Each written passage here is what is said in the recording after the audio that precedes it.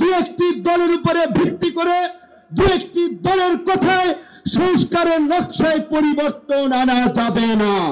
খুব বিস্তারিত আলাপ করার সুযোগ নাই। আজকের এই সমাবেশের জন্য ইসলামী আন্দোলন বাংলাদেশের নেতৃবৃন্দকে ধন্যবাদ জানাই। আমি গাড়ি থেকে আসার পথে দেখেছি মৎস্য ভবন, শাহবাগ, হাইকোর্ট মোড় সমস্ত জায়গায় লোকে লোকারণ্য, এই মাঠের বাইরেও। কাজে মাঠে যারা আছেন মাঠের মধ্যেই লোকে সীমাবদ্ধ, এটা না, চতুর্দিকে লোকে লোকারণ্য। এরকম একটি সফল মহাসমাবেশ আয়োজনের জন্য ইসলামী আন্দোলন বাংলাদেশের সারা দেশের নেতৃবৃন্দকে গণ অধিকার পরিষদের পক্ষ থেকে অভিনন্দন এবং শুভেচ্ছা জানাই।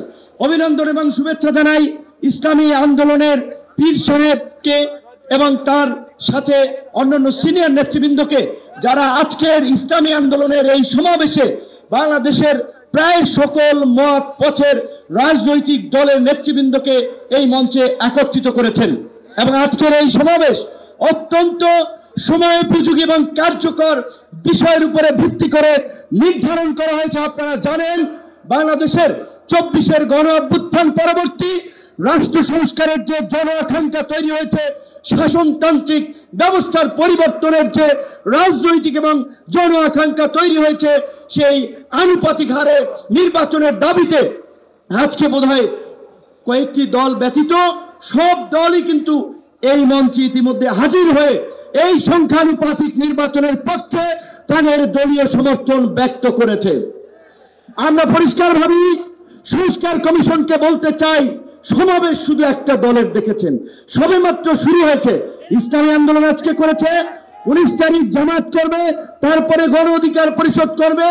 রাষ্ট্র সংস্কার এবং জন আকাঙ্ক্ষার বাস্তবায়নে সমস্ত রাজনৈতিক দলগুলো জনসমাবেশের মাধ্যমে এই সরকারকে তাদের সমর্থন দেখিয়ে দেবে।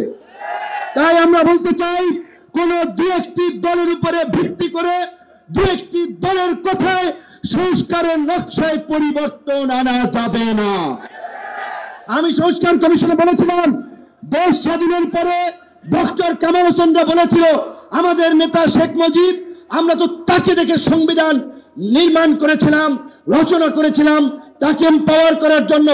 আজকে সংস্কার কমিশনকে বারবার আমরা বলতে চাই, দু একটি দলকে প্রাধান্য দিয়ে বেশিরভাগ জনগণের আকাঙ্ক্ষার বিপরীতে গিয়ে কোন সিদ্ধান্ত বাস্তবায়নের দুঃসাহস দেখাবেন না।